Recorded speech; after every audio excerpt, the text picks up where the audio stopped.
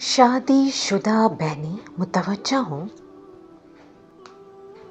آج ہم ایک ایسے ٹاپک پر بات کریں گے کہ ہم میں سے اکثر عورتیں یہ جملے بولتی ہیں، لہٰذا انہیں اس پر توجہ دینی ہوگی۔ مثلاً، میں پاگل ہو جاؤں گی، میری شکل دیکھو، میں بھکارن بن گئی ہوں، تھک گئی ہوں میں۔ میرے پاس بیٹھ کر بولا، تو ہر وقت جھگڑتی رہتی ہے، کبھی تو پیار سے بات بھی کر لیا کر میرے ساتھ۔ میں نے اسے سائڈ پہ دھکا دیا، وہ خاموش ہو گیا۔ میں تھک ہار گئی تھی، اب سوچ رہی تھی بس اس سے طلاق لے لوں گی۔ اپنے ایک دو کزن سے بھی بات کی تھی جو وکیل تھے، انہوں نے تسلی دی کہ ہم ساتھ ہیں، آپ کی طلاق لے لو اس کمینے سے۔ میں سوچ رہی تھی آج گھر آئے گا تو بس اس کو بول دوں گی طلاق دے دو مجھے۔ میں انتظار کر رہی تھی، وہ رات 10 بجے آیا۔ بچے سو رہے تھے، دونوں بچوں کے ماتھوں پر اس نے بوسہ دیا، ان کے ہاتھ چومے، پھر چارپائی پہ بیٹھ کر مجھے آواز دی، شہناز مجھے روٹی دے۔ میں کروٹ بدلے لیٹی رہی، اس نے پھر آواز دی، شہناز سن رہی ہے تو اٹھ جا۔ میں چپ رہی، وہ پاس آیا، مجھے دیکھا، میں نے آنکھیں بند کر لی، مجھ پہ کمبل اڑا کر بولا، تھک جاتی ہے۔ سارا دن پھر کچن میں گیا، کھانا دیکھنے لگا، کچھ بھی نہیں تھا کھانے کے لیے۔ ایک پیالے میں نمک مرچ ڈال کر اس میں تھوڑا پانی ملا کر سوکھی روٹی کھانے لگا۔ میں دیکھ رہی تھی، میں دل میں سوچنے لگی، یہ مرتا بھی تو نہیں ہے۔ وہ کھانا کھا کر سو گیا۔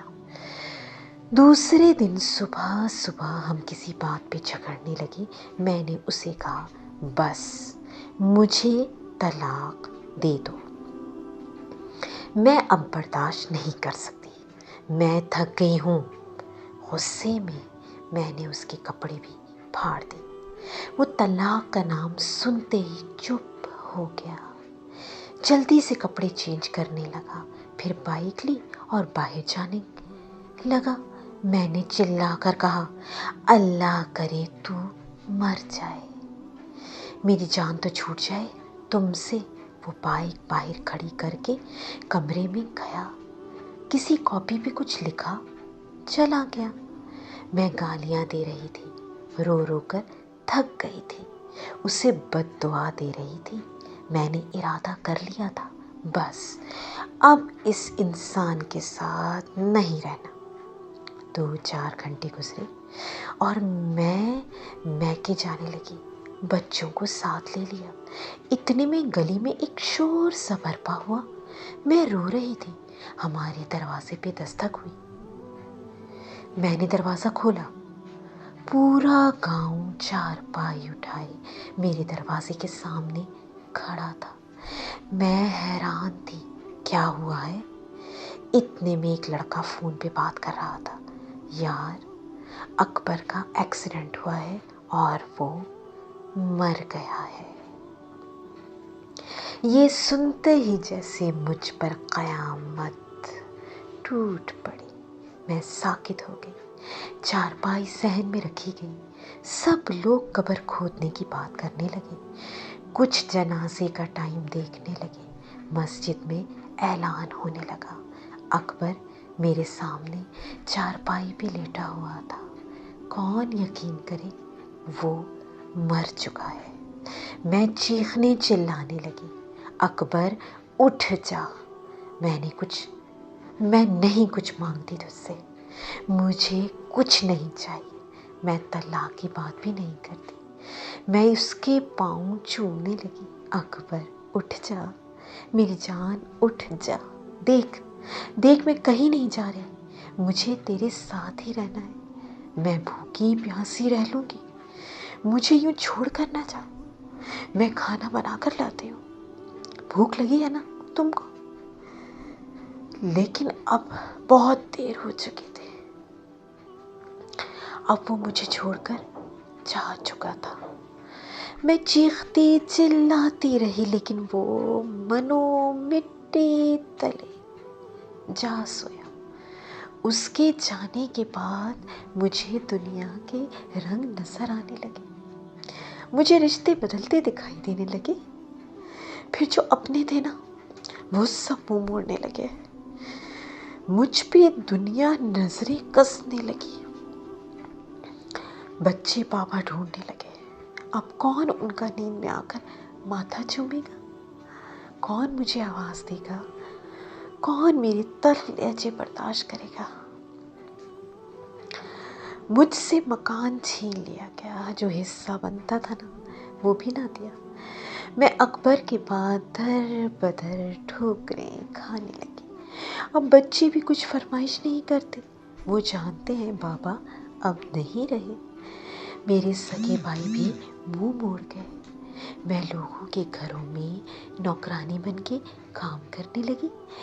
ایک دن مجھے اس کی ڈائری ملی جس پہ لکھا تھا، شہناز سے شادی کر کے بہت خوش ہوں، شہناز سے بہت پیار کرتا ہوں، وہ پاگل ہے بالکل، سمجھتی ہی نہیں، جھگڑتی رہتی ہے، دیکھو آج اس نے مجھے کھانا نہیں دیا، وہ کہتی ہے مہنگا موبائل لا کر دو، اسے کیسے بتاؤں نہیں لا سکتا، آج میرے بچوں کو میرے بھائی نے گالی دی، میں بہت رویا ہوں، میرے بچے میری جان ہے۔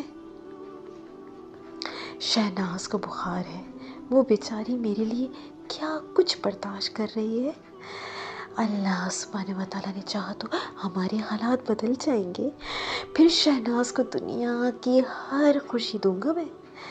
اب وہ مجھے کھانا نہیں دیتی، میں جانتا ہوں ناراض ہے مجھ سے، میں نے نمک مرچ کے ساتھ سوکھی روٹی کھائی ہے، آج میری کمر میں اینٹ لگی ہے، زخم بہت گہرا ہے، یہ شہناز کو نہیں بتاؤں گا، وہ پریشان ہو جائے گی بیچاری، ڈاکٹر کہہ رہا تھا 15 ٹانکے لگے ہیں، آج مجھے چوٹ لگی ہے، کہہ رہی ہے طلاق دے دو، میں مر جاؤں گا اس کے بنا، ابھی غصے میں ہی ٹھیک ہو جائے گی۔ میں ڈائری کو سینے لگا کر چیخ چیخ کر رونے لگی۔ ہم سفر تو ہم سفر ہوتا ہے نا، وہ جیسا بھی تھا میرا سایہ تھا، میری ڈھال تھا،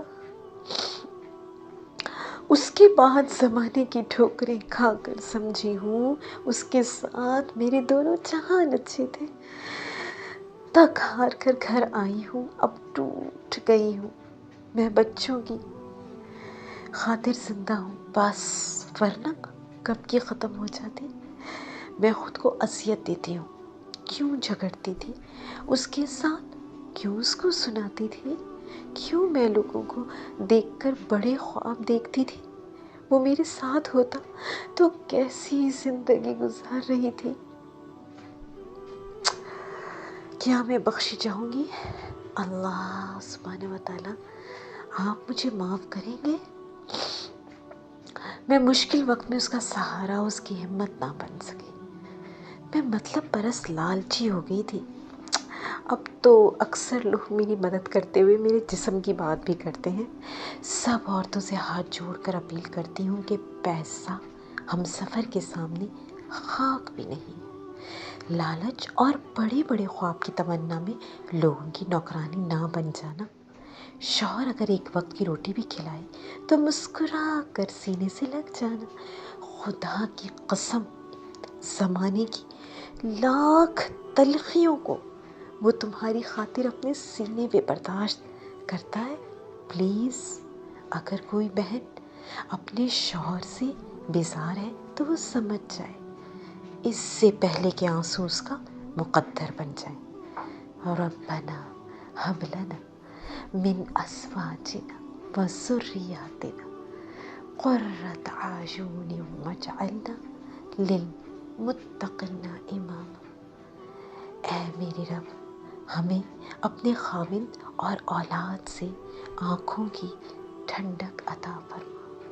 اللہم ربی یسر جلیسا صالحا، اللہم ربی انی لما انزلت الی من خیر فقیر۔ یا باری تعالیٰ، جو بھی خیر، جو بھلائی آپ میری جھولی میں ڈالتے میں اس کی محتاج ہوں، آمین یا رب العالمین۔ جزاکم اللہ خیرا کثیرا فی الدنیا والآخرہ، وأحسن الجزاء، فی امان اللہ۔